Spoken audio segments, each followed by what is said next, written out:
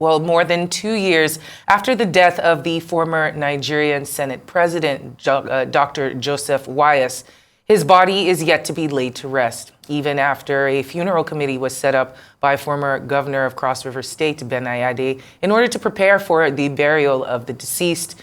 There seems to be no headway in resolving this dispute amongst his family members. The committee, inaugurated back in August of 2022, has, for the umpteenth time, appealed to the late senator's family and the members of his family to sheath their swords and enable the remains of their father to be laid to rest. Wayas, who served under late former President Shehu Shagari, died in a London hospital in November 30th of 2021 after a lingering sickness, and his body has since been embalmed in the City of London under the care of one of their daughters.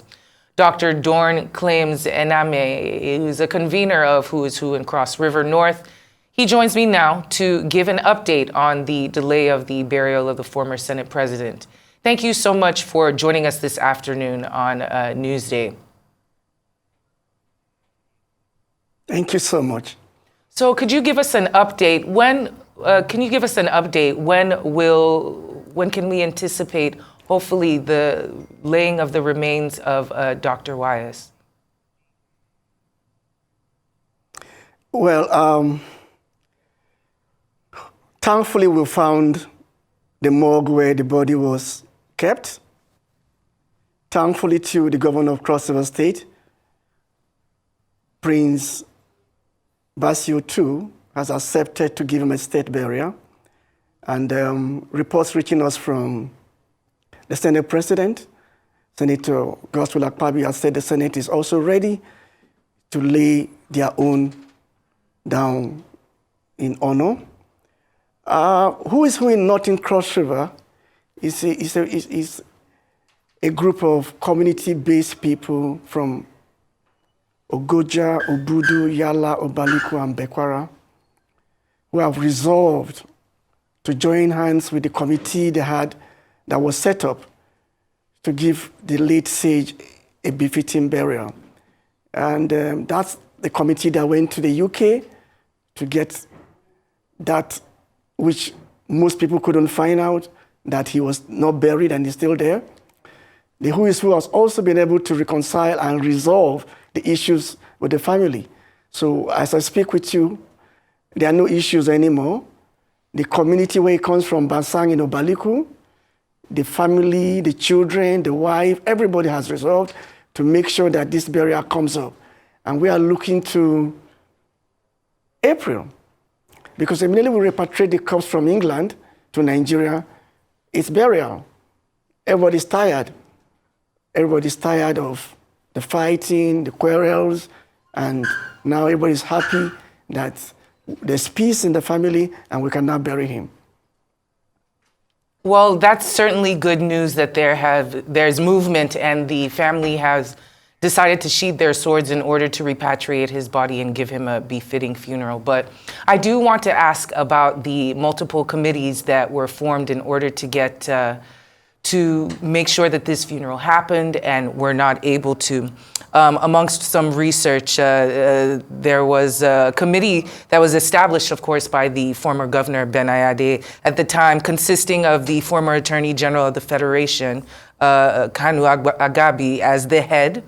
Apparently, there was a former executive secretary to the National Planning Commission, Mr. Fidelis Ugbo, who was the secretary, and a former Akwa Ibom Commissioner of Health, someone we know quite well in the media, Dr. Betta Edu. Now, they were all part of this committee that were given the task to solve this situation and at least get some funeral arrangements going to the tune of 200 million naira. Any word of what was done with the funding, if there's going to be any investigations into some of these members who weren't able to do what it is that they were set out to do, but yet the money is gone? Thank you so much. The committee that was headed by the former Attorney General, Senator Kanu Agabi, had gone very far to build a befitting home for him and had done so much until some family members started speaking up. So a very distinguished former Attorney General had to resign from the committee. Also, the former Executive Secretary, Ntufam Felesugbo, had to pull out from the committee. But moving forward, they are all with us in Who is Who in Northern Cross River, and they are contributing so much to make sure that we repatriate the corpse and give the late Senate President a befitting burial. We've also been able to speak with all our grief parties, and as a community of the old Ogoja, Northern Cross River, where he represented us as a senator and rose to Senate presidency twice, we feel that it's time for us from all angles to come together. All our former governors are in sync with this, from His Excellency Clement Ebri, His Excellency Donald Duke, His Excellency Lieli Moke, His Excellency Ben Ayade, and the incumbent governor, Senator Prince Basio too, who has received the report from our committee and has said he will give him a state burial. For whatever it was that was there, we've moved on. And now we just want to put down and have a closure on the burial of our late leader. A community has a leader, and the leader must go down well. This is a man who even acted at a point as president of this country. There is no way we will stay back and watch things go wrong. So we have resolved, and we are working with all the people you mentioned, working with them totally. Senator Gabi is with us. Ntufam Fidelis Ugbo is with us. Dr. Betaidu is with us. We're all together working to make sure that we bury our late father. Well, that is certainly very good to hear. Those who are resting in peace should be able to rest in peace with all their family members and everything set aside. What is the legacy of the late Dr. Wayas? What will he be remembered for amongst the people of Cross River?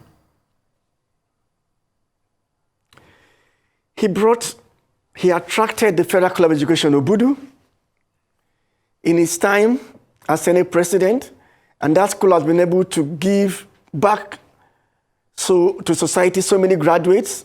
So many people are employed from the Federal College of Education, Obudu. And as I speak with you, if federal government will be kind to us, we'll appeal that the school should be named after him. Also in his time as Senate President, there was a lot of peace. You know, that was when the likes of Senator David Dafunene, Senator J.S. Tucker, and even when J.S. Tucker died, you can imagine what he did in Boko. He moved the whole country to Boko and gave Senator J.S. Tucker a befitting burial. Senator Wayas was a Nigerian who could speak almost all the languages. He was detribalized and kept friendship across the world and had this smile that would always endear you to him. He was a very peaceful man who loved to encourage people to go to school.